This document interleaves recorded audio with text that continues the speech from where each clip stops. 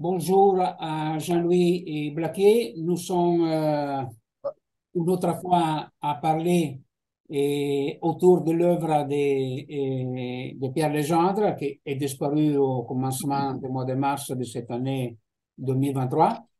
Oui, oui. Nous avons concordé de parler de cette conférence qu'il avait fait à l'École nationale des chartes, où on dit des chartes, là. Le titre L'Inexploré était publié en 2020. Et donc, voilà la première question. Comment intervient dans ta lecture de l'œuvre de Pierre Legendre ce petit et dense texte de l'Inexploré? Parce qu'il va presque résumer, même dans la partie qu'il annonce cette édition, que ce sont Art Dogmatique édition, il y a, disons, son projet, mais son programme qu'il a étalé pendant plus de 50 ans. Je te passe la parole. Merci. Merci, Jean-Louis.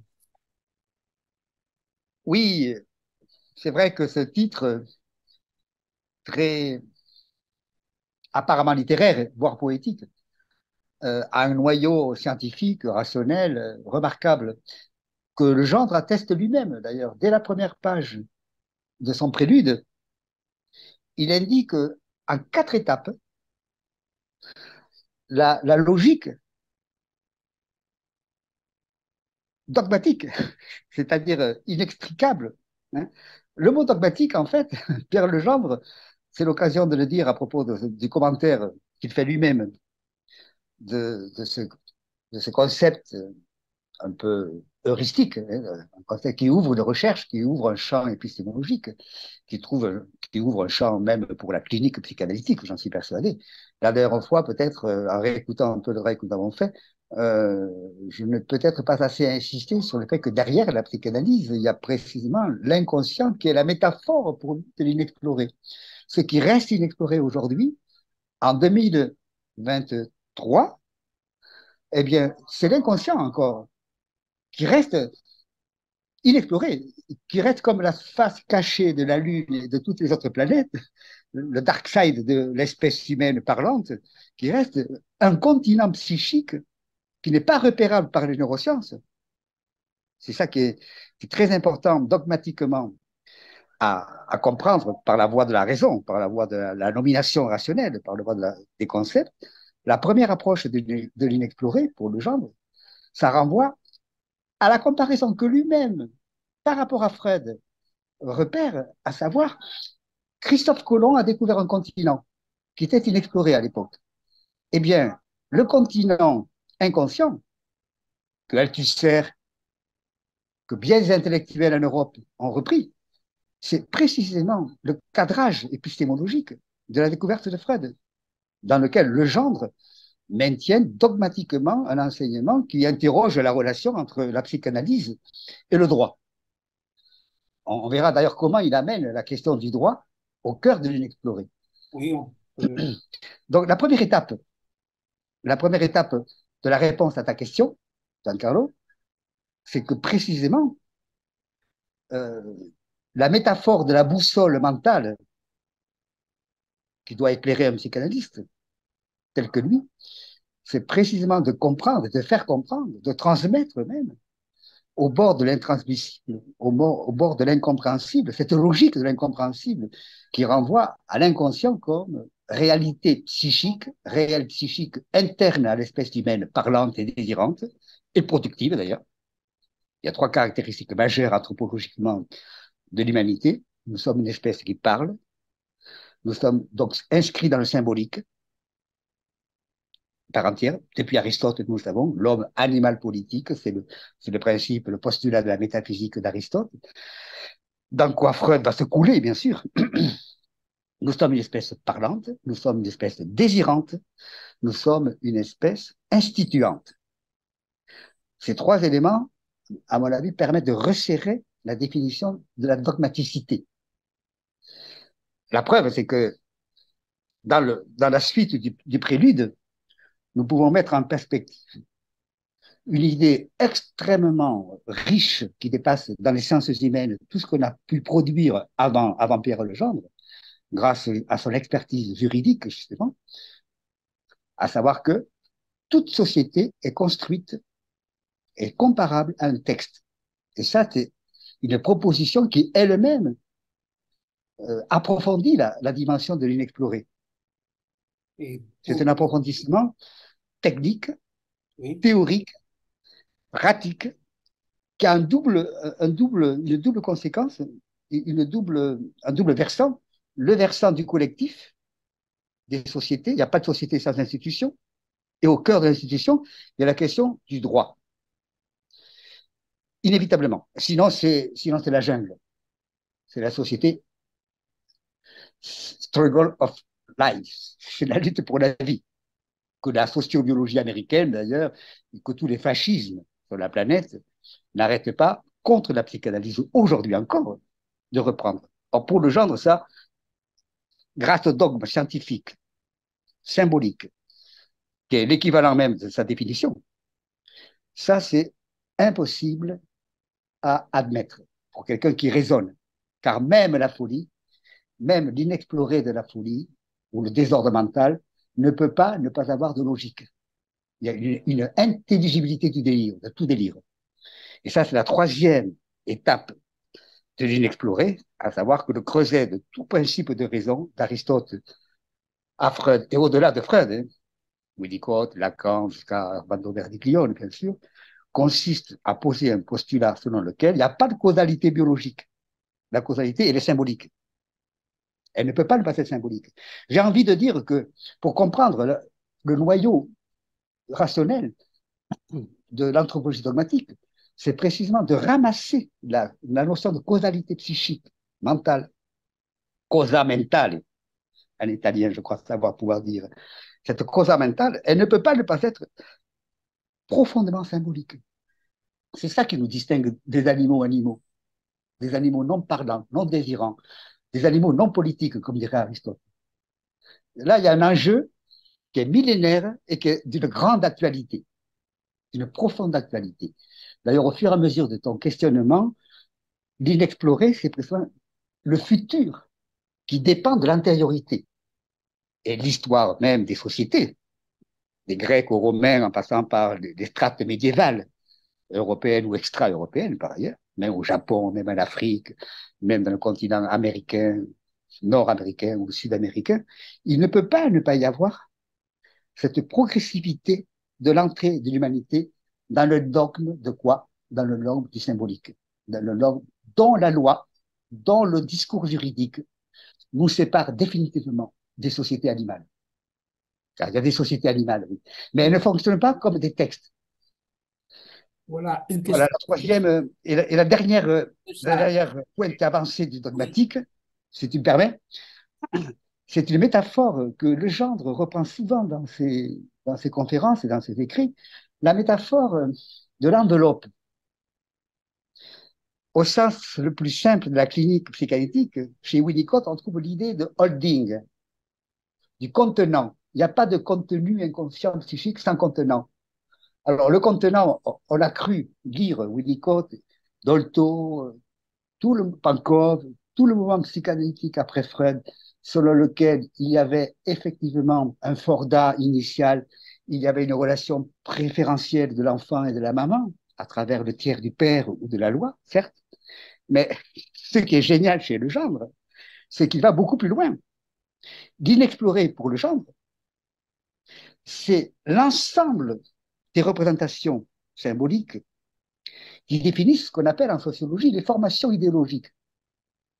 De même qu'il n'y a pas de société humaine sans droit, sans discours juridique, la condition générale, voire transcendantale, de l'apparition d'un discours juridique de type dogmatique, c'est-à-dire de type symbolique, c'est-à-dire de type rationnel qui nous sépare de l'animalité animale, qui ne parle pas, qui ne désire pas, qui ne se sépare pas de sa propre origine, alors là, oui, le, le dernier tampon épistémologique qui valide la notion d'anthropologie dogmatique, c'est l'idée de l'enveloppe.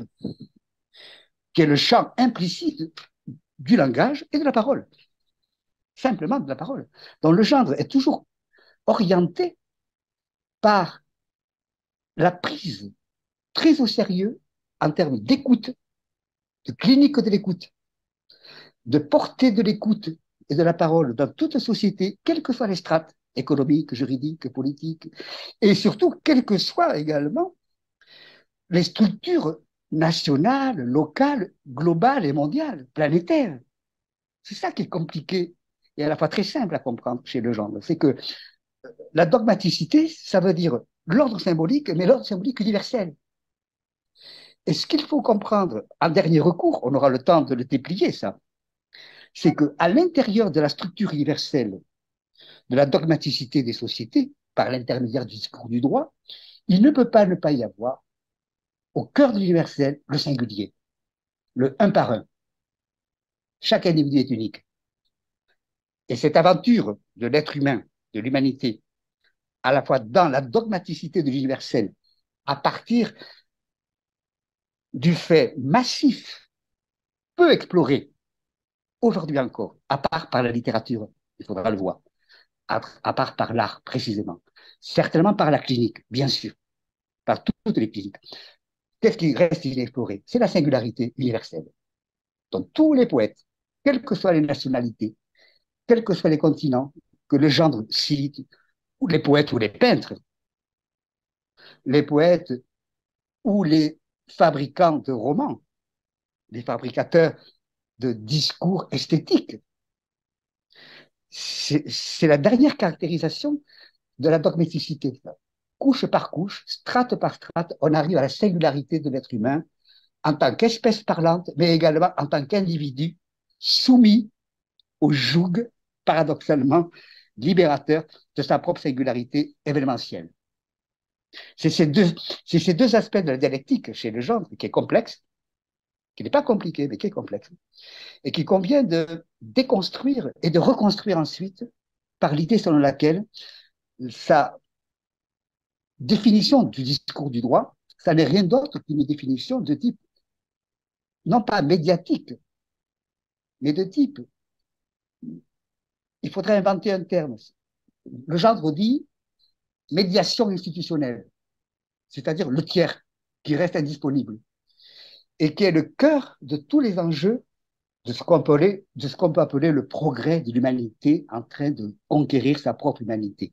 Je terminerai comme ça en te répondant, l'un des leitmotifs très simples de l'enseignement de légende, n'arrêtez pas de le répéter en Sorbonne, j'étais témoin, j'assistais à ces cours en Sorbonne, il disait, finalement, pratiquement, qu'est-ce que nous cherchons à faire, nous les juristes, et nous les psychanalystes, à des niveaux différents?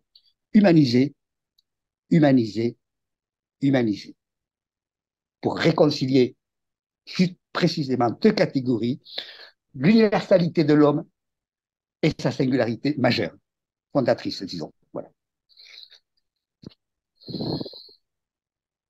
Est-ce que c'est la même chose, la société comme texte et ce qu'on appelle les mythes fondateurs des sociétés, ce qui sont les fables du peuple, Oui, c'est-à-dire aussi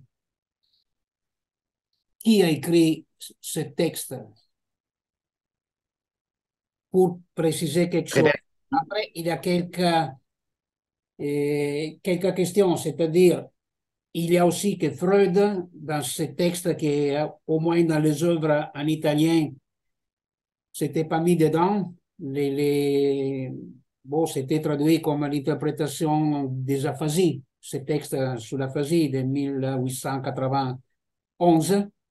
Il, euh, Oui, il, il n'y a pas, par Freud, un parallélisme, non, entre le biologique, l'organisme et l'inconscient et cette chose qu'on appelle ainsi.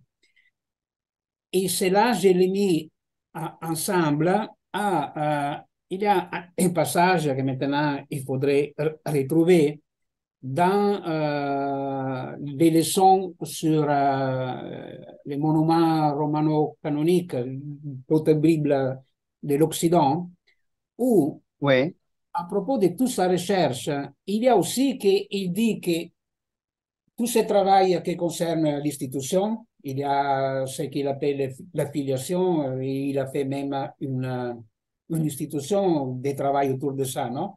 Il, il n'arrive jamais jusqu'au singulier. Et du singulier, il ne remonte jamais jusqu'à la société. Donc, il y a quelque chose d'inexploré même là. Et dernière remarque avant de te repasser la parole, c'est un terme particulier, ce n'est pas qu'il soit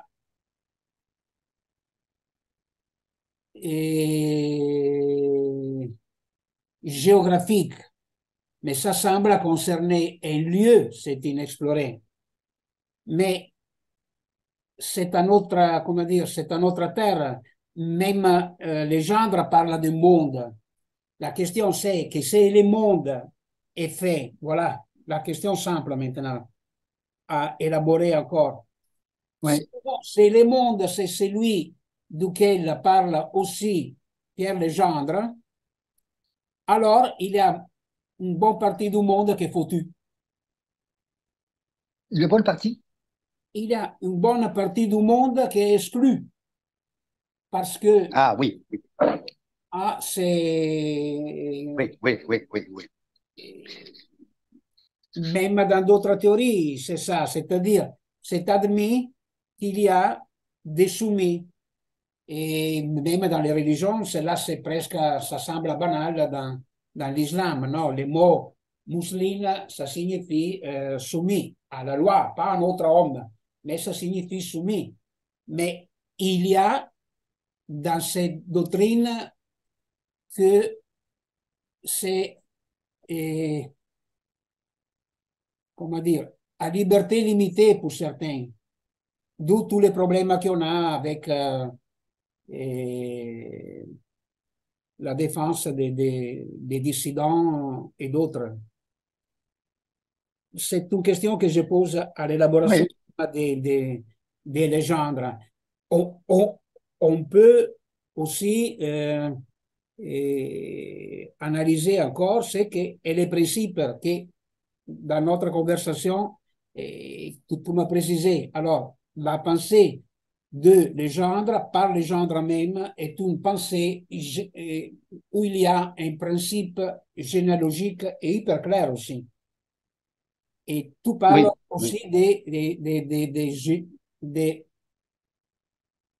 euh, plus en là de l'archéologie de la question, aussi de géologie, comme s'il y avait des, des niveaux du tout à fait. paléontologie qu'il est déjà écrit. La question de la généalogie, c'est qu'il y a quelque chose qui est déjà écrit.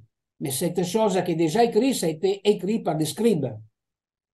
Et si ces scribes-là, ils sont des scribes du pouvoir, c'est de là que nous tirons encore qu'il y a des exclus. Ou d'autres normes encore, je ne sais pas, j'ai fait même l'exemple des Maïmonides, il y a des égarés, il y a des perplexes. On va écrire un guide pour eux. Et donc, est-ce est qu'il y a des perplexes dans l'élaboration des légendes? Moi, je suis un lecteur de légendes, mais en parodie, moi, je suis un perplexe. Pour moi, les principes généalogiques ne tiennent pas. C'est ces principes qui, au commencement, légende a trouvé contre soi lorsque juriste et psychanalyste, c'était presque l'unique à être comme ça. Il a été, d'une certaine façon, excommunié parce que c'est celle-là qu'il a écrit.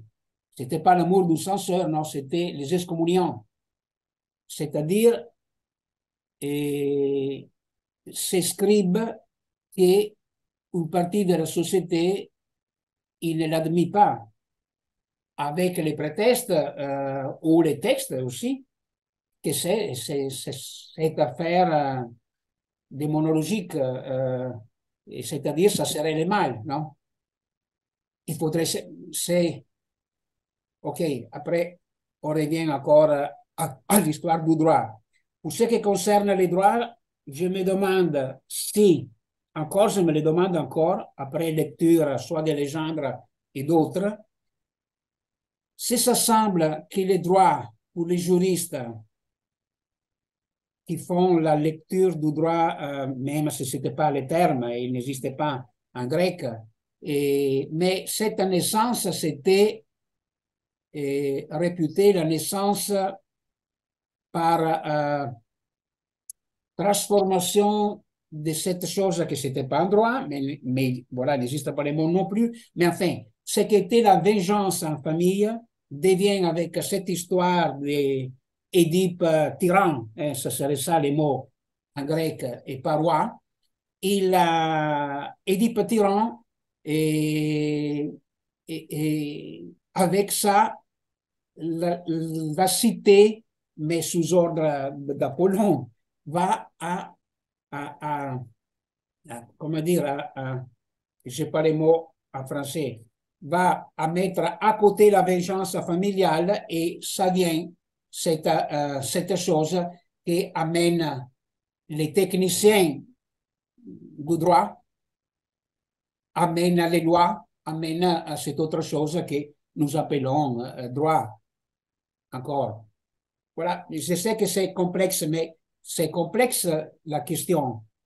Et, et, et voilà, donc je donne ces suggestions. On pourra même, comment dire, continuer. C'est un chantier énorme déjà.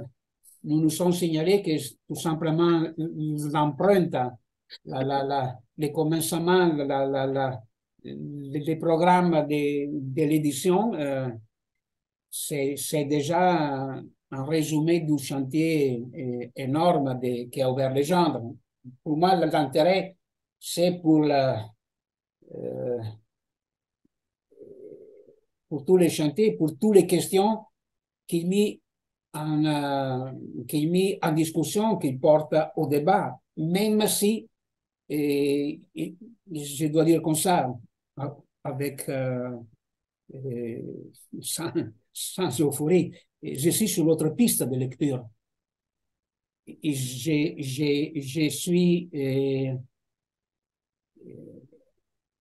c'est un fort espoir, je suis en train de lire les droits sans la peine et sans la pénitence et sans le châtiment. C'est une question énorme. Oui, parce que cette peine, nous la devons, pour ainsi dire, à un Dieu duquel nous ne savons rien, pas le Dieu du monothéisme, à Apollon. C'est Apollon qui demande à Édipe de faire les proclames pour chercher qui a tué Laius, on dit en français, je crois. Et donc, Édipe, que tu soulignes bien, il a été adopté, il y a une question avec cette adoption. Édipe fait l'exécuteur d'Apollon et lance les proclames que c'est celui qui, comment dire, qui va, comment dire, c'est son suicide public. Oh, Bon, je te remercie, j'ai, Giancarlo, oui, on a de poser des questions. 10 minutes, on a encore, pardon. 10 minutes, parfait. On a Donc, je vais essayer d'être très, très, très précis, très synthétique dans ma réponse à ta question qui ouvre des hypothèses, qui ouvre le chantier de façon centrale. Et je te ferai un premier commentaire très personnel, très sensible à tes questions qui sont aussi les miennes, hein. D'autant plus que la réception de Legendre en France, que tu as interrogé la dernière fois, a été extrêmement négative par rapport à ce qu'on a appelé le champ du marxisme, du socialisme, de la gauche à l'extrême gauche. Il y a une étiquette stupide qui revient souvent dans la lecture de Pierre Legendre. Ah oui, c'est un anthropologue du dogme. Donc, il est lui-même bêtement dogmatique au sens stalinien, au sens mussolinien, au sens hitlérien, au sens franquiste du terme.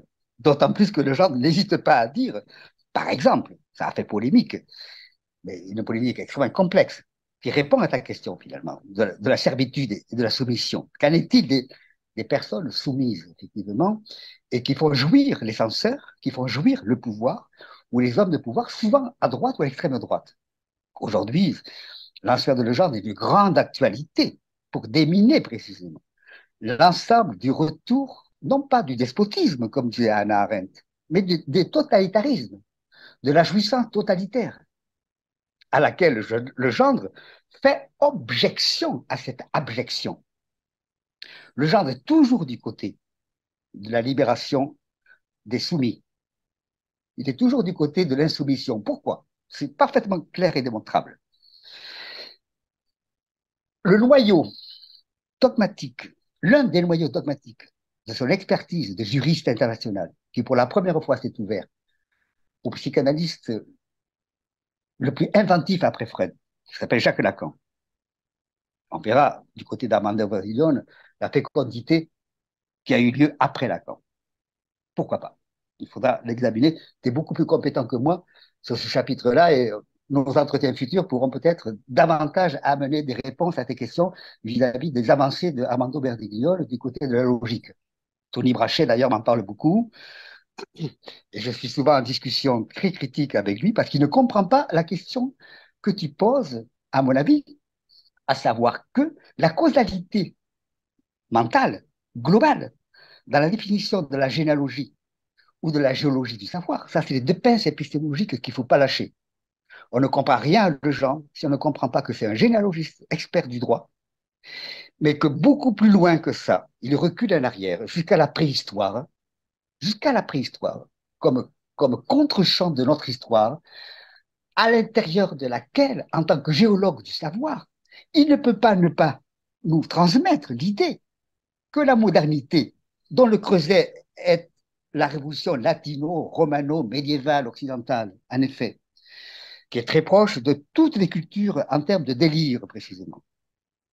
On a mal compris que l'inexploré, c'est de découvrir qu'à l'intérieur de tout le principe de raison qui fonde en termes de conscience, de responsabilité morale, tous les pouvoirs du point de vue de la dynamique de la conscience réflexive, jusqu'à Descartes, de la conscience du cogito, ça ne peut pas ne pas être en creux l'expression inexplorée du délire le plus chaotique.